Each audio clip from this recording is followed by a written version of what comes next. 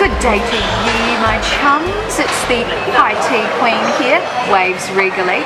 I'm very excited today to be at Vauxhall Cafe in Milford Moor, and today I'm trying a tea from the Live Tea range, which is a beautiful New Zealand range. It's pretty fantastic. And today I'm trying an amazing Wellywood chai. Now the tea itself is beautifully brewed. It's a black tea, but it is infused with lots of other flavours. So as I'm smelling it, you've got those chai essences of cinnamon and maybe a little bit of cardamom in there as well. But what's amazing about this tea is it's actually finished off with horopito. And if you don't know what horopito or horopito is, it's a national delicacy by the Māori, and it's like a native, like a bush asparagus, and it looks a little bit like a koro frond. And what's amazing about this is it has a really peppery flavour, so it can actually be used if you bake it down in your oven so it dries out completely, and then you can grind it up and you can use it as an alternative kind of peppery after flavour, a little bit like you might use paprika or something like that. So today I'm going to try this tea. I'm very excited about it. I'm going to add a little bit of milk because that's the way I like my tea. Oh, that's my tea, adding tea to my tea. I'm going to add some milk now.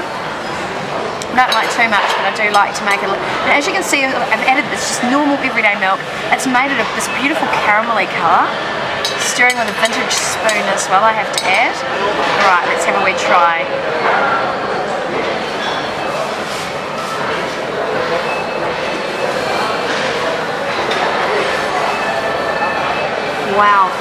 Wow, it's got a really creamy flavour.